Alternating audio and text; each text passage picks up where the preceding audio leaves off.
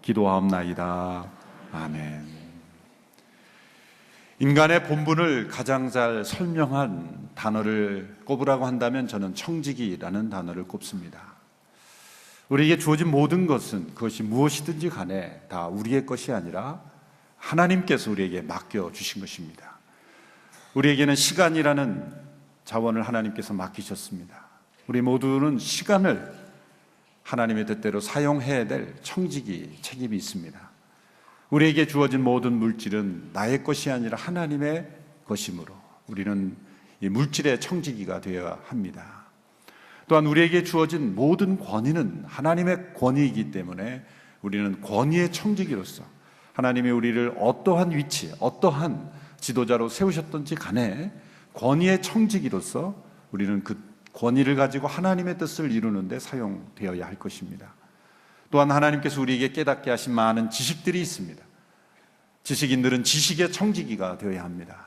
내가 깨달은 것, 내가 알고 있는 지식이 바로 하나님께서 주신 선물이요, 이웃을 섬기고 세상을 섬기는 데 사용하라고 깨닫게 하신 것이다. 그래서 우리는 지식의 청지기가 되어야 합니다.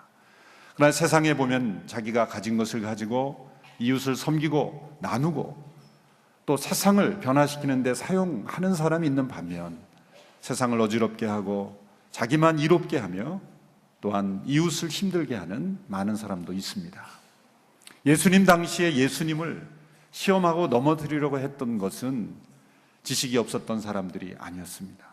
많은 지식을 가지고 많은 권위를 가지고 많은 재물을 가지고 소위 사회에 영향을 미쳤던 지도자들, 그 사람들이 예수님을 시험하고 불의함으로 의로운 예수님을 십자가에 못 박았다는 것을 우리는 기억해야 합니다. 많은 것을 알고 많은 것을 가진 사람들이 책임을 다하지 못할 때 사회는 불의함에 넘어가게 되는 것이죠. 오늘 본문에 한 율법학자가 예수님을 시험하려고 와서 예수님께 한 질문을 던집니다. 선생님, 제가 어떻게 하면 영생을 얻을 수 있겠습니까? 이 사람은 정말 영생에 관한 관심이 있어서 이런 질문을 던진 것이 아니라 예수님을 시험하려고 이런 질문을 던졌다고 성경은 분명히 기록하고 있습니다. 예수님은 이러한 질문에 대하여 곧바로 대답해 주지 않고 또 다른 질문으로 이 사람에게 질문합니다. 순수하지 못한 동기를 가지고 질문하는 사람에 대한 좋은 방법은 다른 질문을 던지는 것입니다. 성경의 율법에 어떻게 하라고 기록이 되어 있느냐? 이 율법학자는 정확하게 대답을 합니다. 그의 대답이 오늘 본문 10장 27절의 말씀입니다. 우리 10장 27절의 말씀을 우리 한 목소리로 함께 읽겠습니다. 시작. 율법학자가 대답했습니다. 내 마음을 다하고 내 목숨을 다하고 내 힘을 다하고 내 뜻을 다해 주 내 하나님을 사랑하라고 했고 또 내 이웃을 내 몸같이 사랑하라고 했습니다. 이 사람은 정답을 알고 있었습니다. 구약의 모든 율법을 한 문장으로 요약하면 바로 신명기 6장 5절에 나오는 쉐마라고 하는 이스라엘 민족의 일종의 국민교육 헌장이라고 말할 수가 있는 그 신명기 6장에 나오는 이 말씀입니다. 하나님을 사랑하고 내 이웃을 사랑하라. 이 사람이 예수님의 질문 앞에 곧바로 대답할 수 있다는 것을 그의 지식에는 알고 있었다는 겁니다. 그러나 아는 것과 사는 것은 다른 것이요, 머리로 아는 지식이 우리의 가슴 그리고 삶으로 움직여지는 삶의 원리로 되어지는 것은 별개의 문제라는 것이죠. 예수님은 이렇게 다시 대답하셨습니다. 내 말이 옳도다. 그대로 행하라. 그러면 살리라. 예수님은 이 거창한 어떤 사색, 철학, 어떤 너의 관념, 지식에 머무르는 것이 되어서는 안 되고 삶으로 행하라. 그러면 살 것이다. 너가 영생을 누리고 체험하는 길을 질문했느냐? 그것은 거창한 사색에 있는 것이 아니다. 사상 속에, 지식 속에 담겨 있는 것이 아니다. 우리의 일상생활 속에 우리가 행하고 체험함으로써 이웃을 사랑하고 하나님을 사랑하는 그 사랑의 삶 속에 내가 추구하는 그러한 대답이 담겨 있다. 예수님의 대답을 듣고 율법학자는 자기 스스로 자기를 곤란에 빠뜨렸다는 것을 알게 되었을 것입니다. 그런 고도의 어떻게 보면 지식적인 고도의 지적인 문제를 예수님께 질문한 것이죠. 철학자들이나 신학자들이 늘 바쁘게 논의하는 그런 주제를 예수님께 던진 것입니다. 자기가 얼마나 많은 율법 지식을 가지고 있고 자기가 얼마나 많은 지식을 가지고 있는가를 예수님 앞에 뽐내면서 동시에 예수님을 무너뜨리려고 했던 그의 질문인데, 그는 오히려 자기 스스로가 자가당착에 빠지게 된 것입니다. 영원한 생명을 누리는 삶은 거창한 사색이 있지 않다. 하나님을 사랑하고 이웃을 사랑하는 그런 삶 속에서 체험하는 것이다. 하나님을 어디서 만날 수 있는, 하나님이 임재하시는 곳, 하나님의 관심을 가진 곳으로 가야 한다. 하나님은 고난당하는 이웃, 도움이 필요한 이웃, 하나님은 억눌리고 그리고 상처받고 이 세상 속에 버림받아 있는 수많은 영혼들에게 늘 가까이 하시는 분이기에 그에게 가까이 하고 그를 사랑하고 그를 돕고 그를 섬기는 위치에 있어봐라. 그럼 하나님의 임재를 내가 체험할 수 있을 것이다. 영생의 삶은 철학적 사변으로 깨달는 것이 아니라 사상으로 정리될 수 있는 것이 아니라 우리의 삶 속에 하나님을 사랑하고 이웃을 사랑하는 그 사랑의 삶 속에서 우리는 영원한 생명의 삶을 체험할 수 있는 것이다 라고 예수님은 말씀하신 것입니다. 많은 경우에 우리의 신경쇠약이나 우울증의 근본적인 원인은 자기의 지나친 집중을 하는 거죠. 자기에 집중하고 지나치게 자기를 반성하고 온 세계의 중심이 자기에게 있는 것처럼 그렇게 자기 자신에게 집중할 때 우리는 신경쇠약에 걸리고 우울증에 빠지는 거예요. 그래서 어떤 의사 선생님이 말하기를 신경쇠약이나 우울증에서 벗어날 수 있는 길은 이웃을 섬기는 길이다. 실제로 그런 데이터가 있죠. 그러한 정신적인 문제가 있는 분을 다른 사람을 봉사하고 섬기도록 했을 때 그 치료 효과가 훨씬 더 높았다라는 것이죠. 마틴 루터는 말하기를 가장 인생을 잘 사는 사람은 다른 사람을 위해 사는 것이고 가장 인생을 잘못 사는 사람은 자기 자신만을 위해서 사는 사람이다. 자기를 잃어버리고 하나님을 사랑하고 이웃을 사랑하는 일에 우리의 삶을 몰두한다면 그 속에서 우리는 영원한 생명의 삶을 체험할 수 있다. 예수님은 말씀하신 거예요. 그런데 예수님의 대답을 들은 율법학자가 다시 예수님께 질문합니다. 그러면 누가 제 이웃입니까? 오늘 본문 29절의 말씀에 나와 있습니다. 우리 같이 한번 읽어보겠습니까? 시작. 이 율법학자는 자신이 옳다는 것을 보이려고 예수께 물었습니다. 그러면 누가 제 이웃입니까? 자신이 옳다는 것을 보이려고 율법학자의 동기를 드러내고 있습니다. 누가 제 이웃입니까? 자, 율법학자는 예수님께서 내 말이 옳다, 그대로 행하라, 하나님을 사랑하고 이웃을 사랑하라는 이 예수님의 대답 앞에 아무 할 말이 없기에 그는 자신의 정당화를 해보려는 거죠. 변명해보려는 거죠. 마치 예수님께서 깨닫지 못한 것이 있다는 듯이 예수님을 가르쳐 드리려고 예수님께 이해시켜 드리는 듯이 이렇게 말합니다. 예수님, 그것이 얼마나 어려운지 모르시는가 본데요. 그거보다 먼저 정리될 것이 있습니다. 그냥 이웃을 사랑하라 그랬으면 그 이웃이 누군지, 어떤 사람이 필요가 있는지 뭔가 좀 더 명확하게 규정을 해야 이웃을 사랑할 수 있지, 그냥 막연하게 이웃을 사랑한다고 해서 어떻게 사랑할 수 있겠습니까? 그래서 이웃을 사랑하라는 말씀을 실천하려면 먼저 누가 내 이웃인가부터 규정해야 되지 않겠습니까? 그렇게 예수님을 가르치면서 이웃을 사랑하지 않는 자신을 정당화하고 변명하려고 자기를 옳게 보이려고 했다는 것이죠. 자, 이 질문, 누가 제 이웃입니까? 이 질문은 아주 교묘한 질문입니다. 이 질문 안에는 합리화하려는 변명이 숨어 있습니다. 이웃을 사랑하라는 그 주님의 말씀을 피해가려는 교묘한 기술이 숨어 있습니다. 늘 율법학자들은, 지식인들은 이렇게 너무나 명백한 영적인 진리를 추상적이고 그리고 사변으로 피해가려는 그러한 기술이 있다는 것이죠. 자, 누가 내 이웃인지 몰라서 이웃을 사랑하지 못하는 것일까요? 이 질문의 이면에는 무엇이 숨어 있습니까? 내가 사랑할 만한 이웃이 있고 또 사랑하지 않아도 된다는 이웃이 있다는 전제가 깔려 있는 거예요. 누가 내 이웃입니까? 라는 이웃을 규정하고 이웃이 누구인가를 규정해야만 이웃을 사랑할 수 있다면 거기에는 사랑해야 될 이웃과 사랑하지 말아야 될 이웃이 있다는 거죠. 실제로 율법학자들은 그렇게 했어요. 누가 내 이웃입니까? 라는 질문은 사실 우리에게는 그렇게 와닿지 않는 질문입니다. 그런데 그 팔레스타인 반도에서 수없이 많은 그런 외부 민족과의 갈등과 사실 우리나라도 많은 외세의 침략이 몇 번 있었지만 여러 번 있었지만 이스라엘만큼 그런 외부의 침략이 많았던 그 이스라엘 땅을 가리켜 그 사이에 놓인 땅이라 그러죠.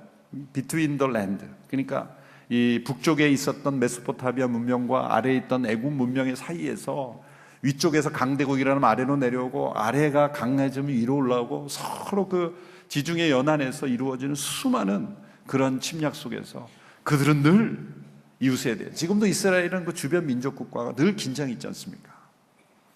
그러니까 누가 내 이웃인가 그랬을 때는 그들은 자기 동족은 이웃이고 이방 민족은 이웃이 아닌 거죠. 특별히 사마리아 사람들은 또 피가 섞였기 때문에 이웃이 아니고 그리고 그 밖에 동족은 이웃이고 그들은 이방인들을 개라고 불렀지 않습니까? 그만큼 그들은 이웃이 누구인가에 대해서 민감했던 것이죠. 이웃이 누구인가라는 질문은 이웃을 사랑하라는 명령을 축소하시는 거예요.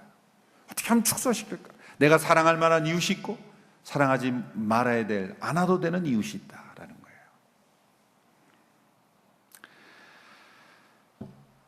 예수님은 이 누가 제 이웃입니까? 라는 이 율법학자의 질문.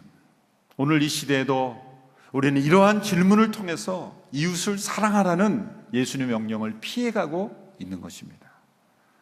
예수님은 한 유명한 비유를 말씀하심으로 이 율법학자의 잘못을 깨닫게 합니다. 우리가 잘 아는 유명한 선한 사마리아인의 비유입니다. 어떤 사람이 예루살렘에서 여리고로 내려가다가 강도를 만났습니다. 거의 죽게 되었습니다. 이 길은 당시에 가장 위험한 지역이었습니다. 바위가 많아서 강도나 도둑들이 쉽게 도망하고 숨기 쉬운 곳이었습니다. 그때 이 강도 만난 한 이웃을 보고 지나갔던 제사장이 있었습니다. 제사장은 그 사람을 보았는데 그를 보고 피하여 그냥 지나갔습니다. 그 다음으로 레위인도 그곳을 지나가다가 그 사람을 발견했습니다. 그 또한 그냥 지나갔습니다. 아마 이 두 사람이 그냥 지나간 것은 나름대로 이유가 있었을 겁니다. 율법에 의하면 제사장과 레위인들이 죽은 사람의 시체를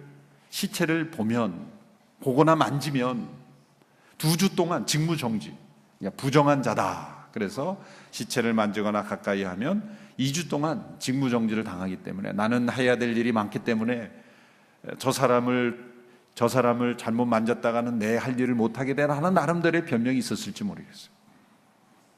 그런데 유대인과 원수관계에 있던 사마리아인이 그것을 지나가다가 발견하고 그의 상처를 치료해주고 그리고 그를 여관에 재워주고 그리고 그를 보살펴 주었습니다. 거기에다가 이튿날 다시 사마리아 사람들은 여관 주인에게 2데나리온, 그러니까 이틀치의 생활비를 주면서 만약 돈이 더 부족하면 내가 더 지불하겠다. 이 사람을 잘 보살펴 달라라고 하고 돌아갔다는 그런 이야기입니다. 예수님께서 이 비유를 다 말씀하시니 이렇게 질문하십니다. 이 세 사람 중에서 누가 강도 만난 자의 이웃이 되겠느냐? 예수님의 이 질문을 잘 생각해 보세요. 율법학자는 예수님께 어떤 질문을 던졌습니까? 누가 제 이웃입니까? 라는 질문을 던졌어요.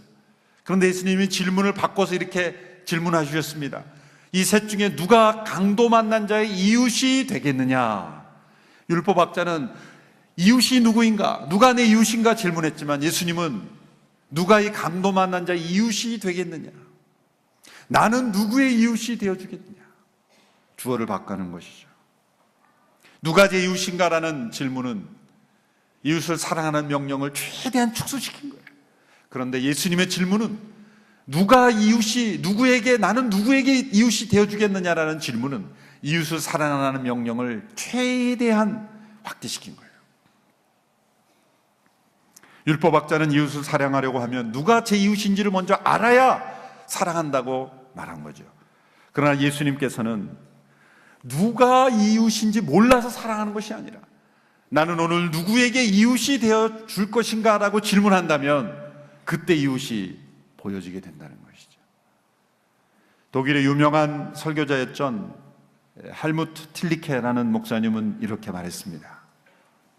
사랑은 우리로 하여금 도움이 필요한 자원을 발견하게 해줄 뿐만 아니라 우리에게 먼저 그 필요 자체를 발견하도록 해준다. 그것은 우리에게 이웃의 불행을 보도록 해준다. 사랑은 우리의 손을 움직이기 이전에 우리의 눈을 열어놓는다. 사랑은 우리의 손을 움직이기 전에 우리의 눈을 열어준다. 율법학자는 이웃을 사랑하는 명령을 먼저 이웃이 누구인지를 알아야 내가 사랑할 수 있다라고 말했지만 그것은 사랑이 없는 말이었다는 거죠. 이웃이 누군지 모르냐? 너의 도움이 필요한 이웃이 보이지 않느냐? 그렇다면 이웃이 누구인지를 모르는 게 아니라 사랑이 없는 것이다.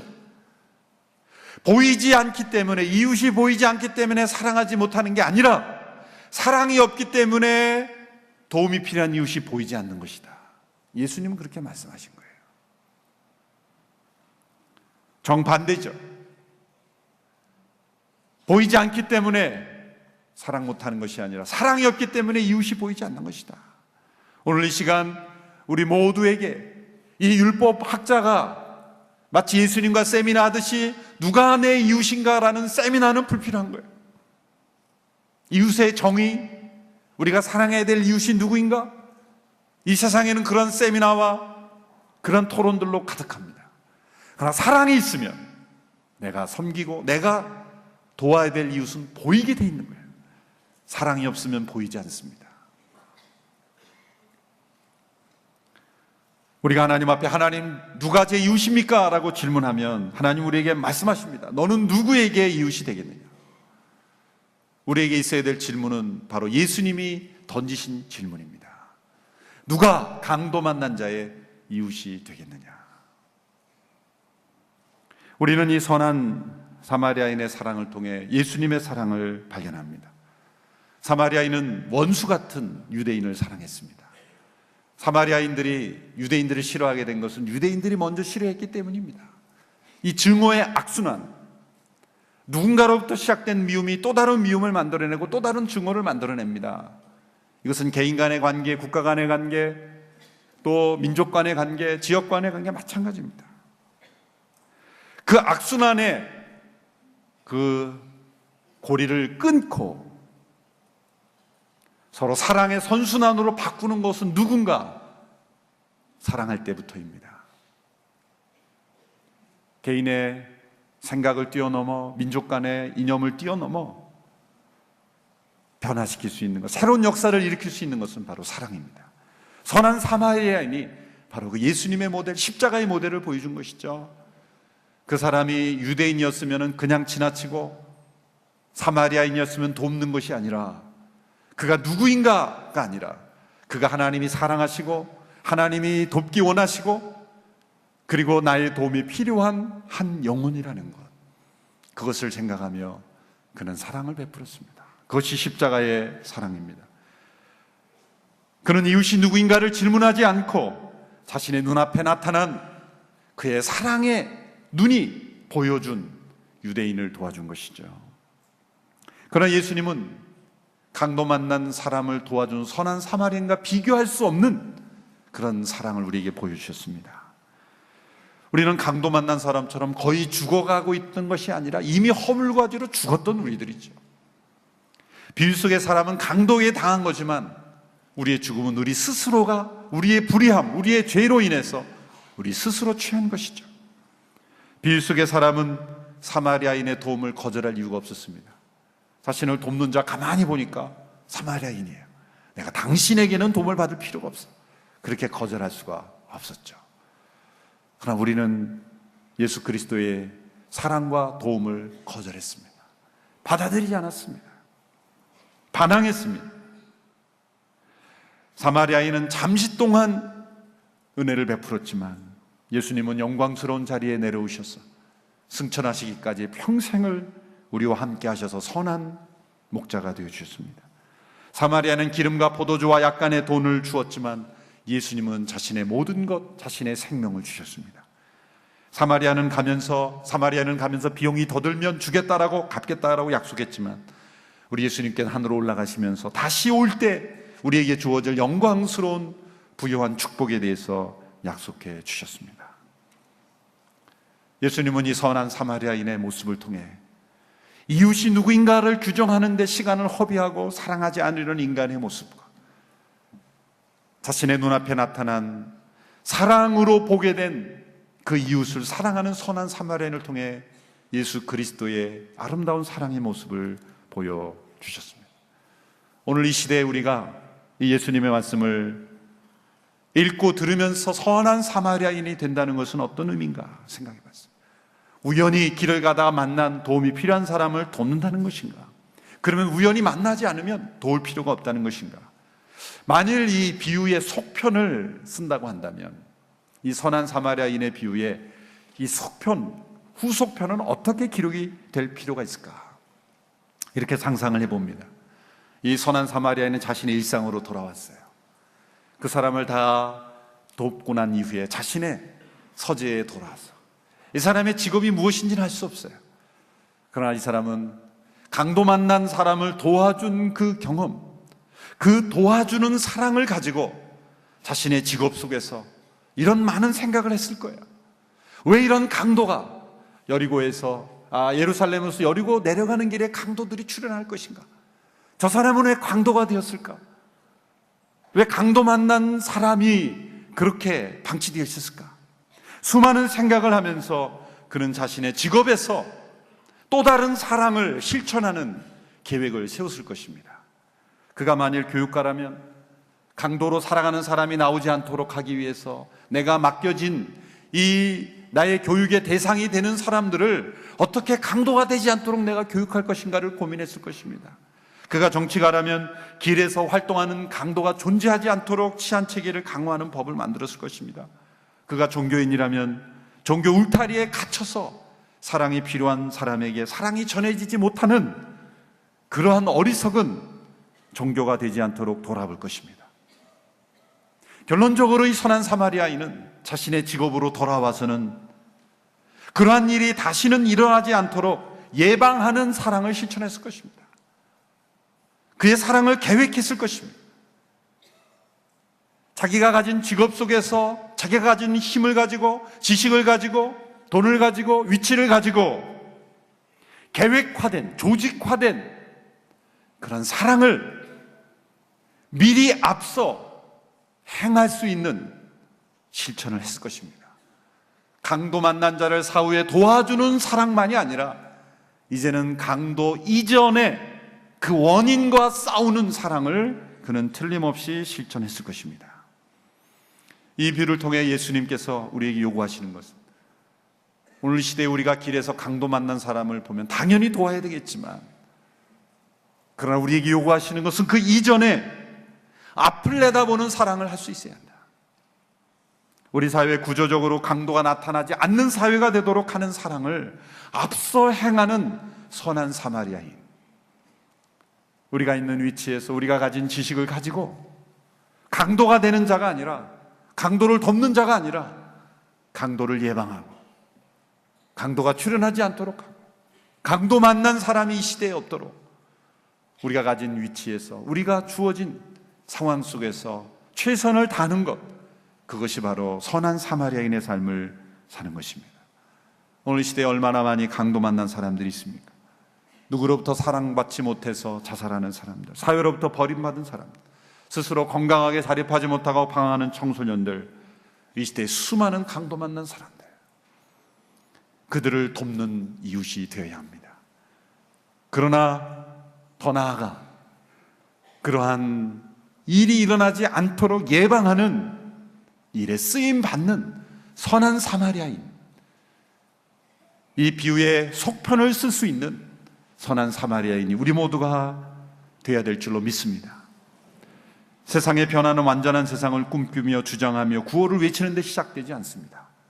이 시대 강도 만난 자의 이웃이 되어주는 데, 이웃을 발견하고 앞을 내다보며 이웃을 사랑하는 데부터 시작됩니다. 교회는 앞서 미리 계획하고 조직하고 강도 만난 자가 일어나지 않는 그런 세상을 만들어가는 일에 있어서 우리 온누리교회 모든 성도들이 우리 그리스도인들이 되기를 주님의 이름으로 축원합니다. 기도하겠습니다. 하나님 아버지, 우리에게 이 시대에 주신 선한 사마리아인의 사명을 감당할 수 있는 우리 모두가 되게 하여 주옵소서. 사랑이 없기에 도움이 필요한 이웃이 보이지 않았습니다. 하나님을 사랑하고 이웃을 사랑함으로 우리의 눈이 열리고 이웃의 필요를 보고 강도 만난 자가 이 세상에 나타나지 않는 그런 예방하는 사랑, 미리 앞서 행하는 사랑 할 수 있는 우리 모두가 되게 하여 주옵소서. 이 시대의 어려운 상황을 보며 여러 사건을 통해 우리 사회가 깊은 아픔 속에 있습니다. 비난과 정죄를 넘어서 우리 모두가 앞을 내다보는 사랑으로 이 사회를 치유하는 우리 모두가 되게 하여 주시옵소서. 예수님의 이름으로 기도하옵나이다. 아멘.